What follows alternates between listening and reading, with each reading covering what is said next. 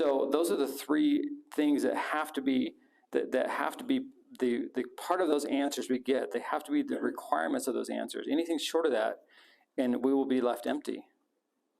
And see, this world, this room, is filled with men and women who received false answers to those core questions. Every single one of us. Am I a beloved son? You heard a little bit of my story last week. My story was started out great when I was little, but then when I'm in my elementary school years, turned into sexual abuse and abandonment. Do you think when my heart is asking that question, again, not knowing at that young age, am I asking that question? You don't think of it that way. They're so internal, you don't even know. But when my heart's asking that question, you know what I heard as a kid? No. Beloved son? You know what would happen with a beloved son? A beloved son would have been protected. A beloved son, that would have never happened to, right? You know, do I have value as a man, as a boy? No, you don't. And see, this world is also filled with women who heard those false answers too. Am I a beloved daughter? Were you seen as a young girl? Were you understood as a young girl by your father? A lot of women aren't. Do you have something to offer? Well, you know what our culture's answer to that is, right? For women especially. Do you have something to offer? Yeah, your body. Your body. Your sexuality. Yeah, you can offer that. We want that. The rest of you, not so much. That's our society. That's how many. And see, answers to those questions can come a couple ways. One way those answers to those core questions can come are what I call an aggressive form. An aggressive form. Aggressive meaning instead of getting, yes, your beloved daughter, yeah, you get the father's anger or their temper, even if it's not directed at you. Physical abuse or violence, verbal abuse, sexual interest or abuse, shaming, name-calling, or abandonment. Dad left, hit the road, divorce, a dad struggling with alcohol, drug abuse, chronic sickness, death. As you can see, some of these aren't necessarily their fault. You're right? We talked last week about this isn't necessarily things that your dad did on purpose. Like my dad was chronically ill when I was a kid for a couple of years. It wasn't his fault. He didn't go, boy, I really want to be sick so I don't spend time with my kids. He didn't do that. Yet it's still an aggressive form of how those questions get answered. The name of my book, Losing Dad. My dad died. That was my dad and I had reunited in my late teens, early 20s. And we started growing close. And I was like, this finally, right? And then he got a brain tumor and died in 14 months. That was a violent, aggressive answer. Not necessarily from my dad, but to God going, I finally got my dad back, and you took him away. I must not matter to you. So those things, even things that our fathers don't do out of a purposeful action, can be an aggressive form of those answers. The other is a passive form. A passive form. And I call this the silent killer. The silent killer of our hearts. Because these are harder to detect for people. Hey, I had a pretty good childhood. But was there silence from dad? Maybe he just overlooked you, or you were misunderstood. Maybe there was a lack of affection. And I don't care if they were German, Norwegian. Every kid needs to be hugged. Maybe they were remote or checked out, doing their own thing. Maybe they just didn't work, so didn't pull their weight, so you were neglected. Just your basic needs: food, shelter, protection. Maybe they were gone a lot.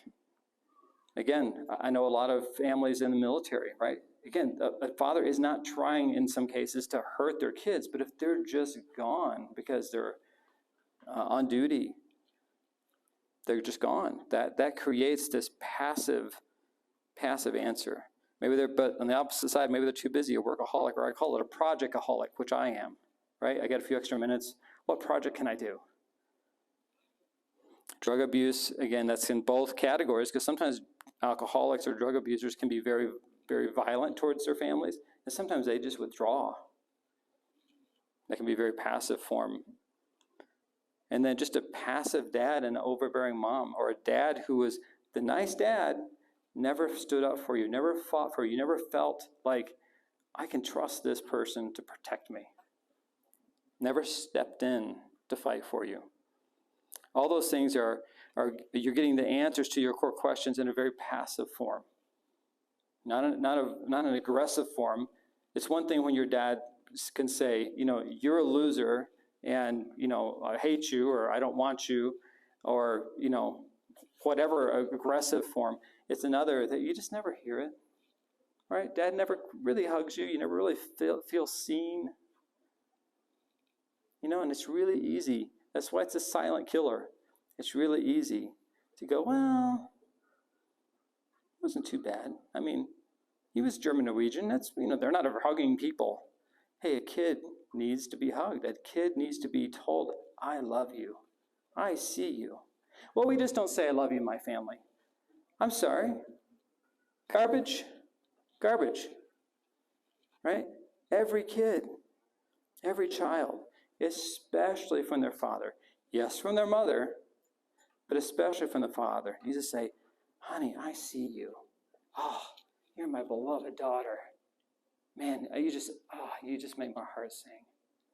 Every daughter needs that. Every son needs to hear, I see you, son. I'm so proud of who you are. I'm so glad you're my son. You're so valuable to me. You're the apple of my eye. Every son needs to hear that. Followed by a nice warm embrace, right? If you don't have that passive side, which is very, very common, that leads to finding messages as well. No answer is an answer. And if your dad was missing, whether he left or whether he was killed or he died, no answer is still an answer. We all get an answer to those core questions. And these answers that we get, they're like arrows right into our heart. And we call them wounds. We don't know our value, we don't know our identity, we don't know our destiny, so we have to make it up for ourselves. We make it up for ourselves, that's what we do. Because our hearts deep down crave those answers, and if we don't get the ones that truly satisfy us at the core, we try to come up with our own life, our own way to do it. So I'm going to introduce you to quickly to a movie. The movie is a Disney movie, back when Disney movies didn't make movies to, never mind. It's called The Kid. And I just want to introduce you to a character named Russell. And so Russell is, he's about to hit his 40th birthday. So I just want you to meet him right now, and I want you to notice the life he's constructed around himself, because he's got some deep questions that never got answered. He doesn't know why. He's just living his life. So let's just meet Russell.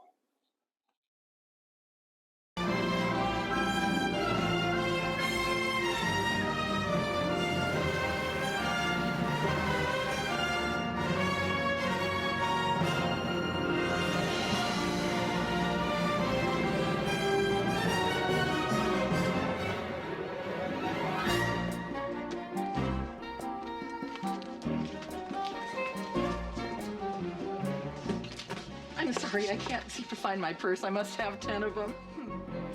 Can you just ring mine first, please? There's someone ahead of you, sir. I usually keep my change in my little change bear, but... That's almost interesting. How much is hers? $5.20, sir. You just add it on, please. Hold on. If it's not in this one, it'll be in another one. That'll be 9:65. Thank you very much. How sweet. You didn't have to do that for me. I didn't do it for you. Check some bags next time. Sure.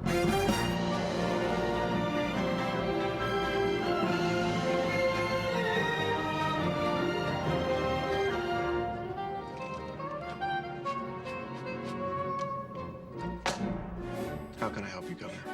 Some dirtbag from the Attorney General's office has dared to mention the word jail.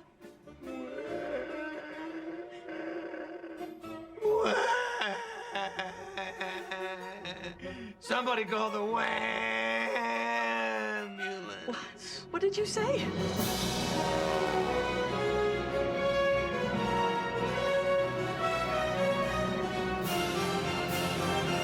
Governor, do you know what the #1 killer of politicians under the age of 60 is? No. Self-pity. Now, Governor, I'll be more than happy to help you out of this mess that you so willingly seem to have stepped into. But you'll have to do something. What's that? Stop crying. I'll try. No, I mean right now. You're giving me a headache.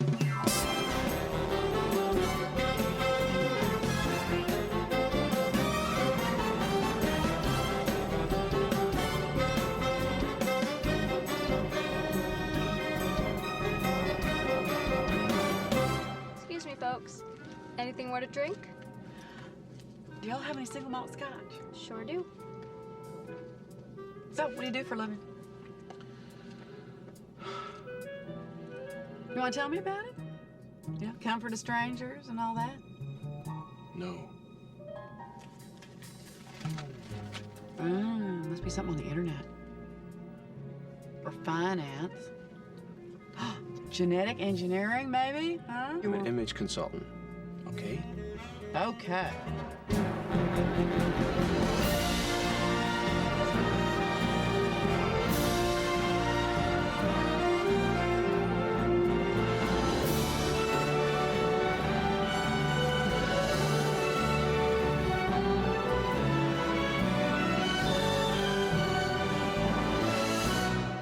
So you sort of troubleshoot for folks, you know, give them makeovers when they need revamping, right? Right. Hey, look. I'm flying to LA to start an anchor job in the local news. And I do not think that it's an accident that I'm sitting next to you. I see. So the cosmic purpose of our meeting is for me to give you free advice. What do I get out of it? We don't know yet. But I'll owe you.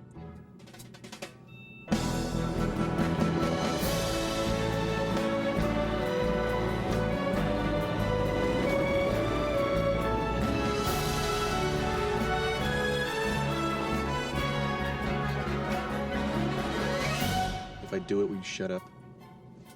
Quiet as the dead. Your hair is too big, your brows are too dark, your nails are too long, and your foundation's too orange. Your perfume's too sweet. It's the news, honey, not the prom. I like your eyes. Thank you. Bluer. Try the tinted contacts, but only when you're anchoring or in LA. When you're on assignment, take them out.